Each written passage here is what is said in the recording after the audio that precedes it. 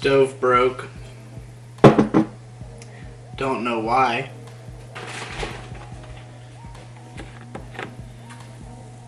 Guess I'll just have to drown my sorrows the old-fashioned way. I mean, let me tell you, Tequila Sunrise is a lot cheaper than a repair guy. Plus, I gotta make a video every day. I don't really have time to take care of anything that happens at all in my day-to-day life. It's kind of a clusterfuck.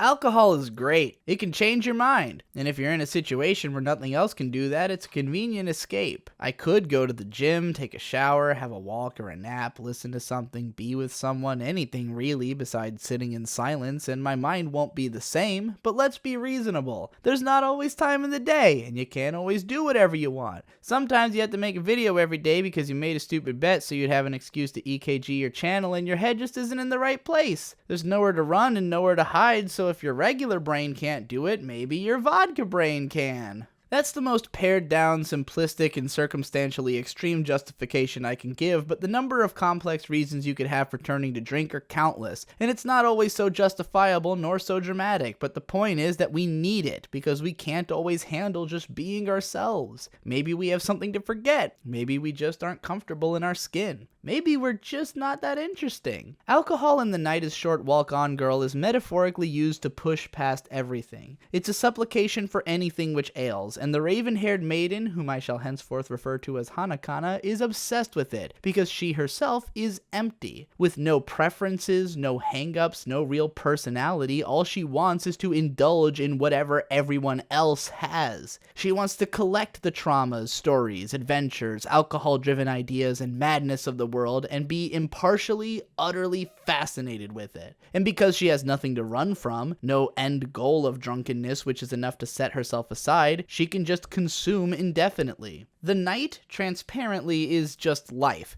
getting shorter by the second as you age. This show isn't light with its metaphors, but that's okay because it's got so many metaphors crammed into so little time that there's always something to think about. Get wrapped up in one thought too long and you'll miss the next one. Suffice it to say, considering I just watched this film for the first time and absolutely loved it, this won't be my last write-up on it, nor my last viewing, nor have I figured out probably half of how I feel about it. Nothing is dropped till I'm dead, like I said before. Each micro-arc of this film operates like an inward spiral, collecting thematic elements until they all collide into a moment where the point is writ large. And when I say writ large, I mean, Jesus Christ, this shit gets nuts. And if they weren't at least a little obvious, it might be hard to even find a logical through line. So we've got this old man whose trauma and feeling of disconnection has led him into the pit of hate and a lack of hope. And this girl who, in spite of arguably being far more disconnected and unrelatable than this man could ever dream of, has nothing but admiration for connection and hope for the future. I found myself relating to this character a lot, but also having a mirror held up to how strong my sense of self secretly might be in the process. I've always struggled with a feeling of personal identity, noticing that none of the labels which others tend to group themselves with fit me comfortably enough for me to be willing to fall in with them. Yet it's not even remotely like I've been accepting of and loving towards every perspective. On the contrary, I don't give literally everything a try because I think I would enjoy most things. I give literally everything a try because finding new things which I connect with or enjoy would be impossible otherwise, because I haven't found anyone reliably similar enough in mindset to me for everything they recommend to be worth my pursuit. Instead, I've become that for a number of people, but even then I seem to constantly confuse the people who look to me for recommendations with how my tastes can carve down such distinct alleyways. Yet when I do find those things which speak to me, I am utterly consumed by them. I have a single-minded obsession that grips me to the core, and nothing whatsoever can stand in the way of it. In other words, I am nothing like Hanakana at all, and exactly like her stalker senpai. This man eventually does not only most of the same things as the woman he's obsessed with, but goes even farther into the bizarre and unkind in pursuit of her. He will bear up under so much bullshit because there's nowhere else for him to turn. Nothing else really matters or reaches him, so he needs this thing and will fight whoever it takes to get to it.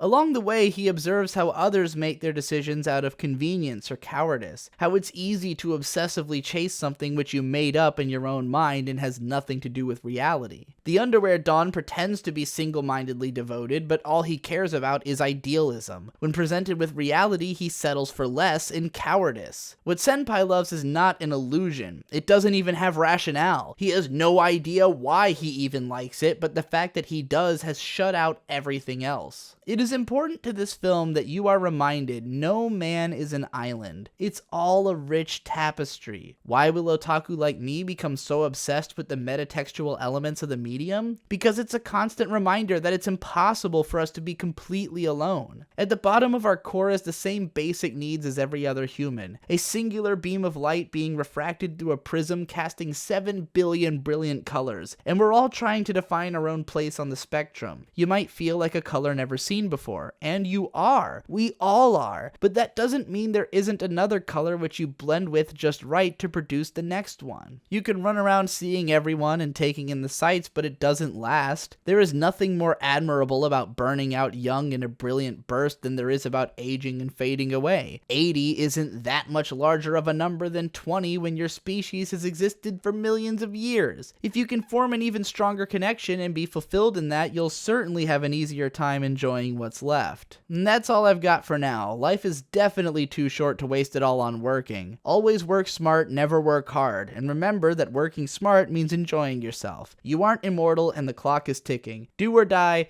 drink the change if you must. I'm a regular at this bar, so you'll know I'll see you tomorrow.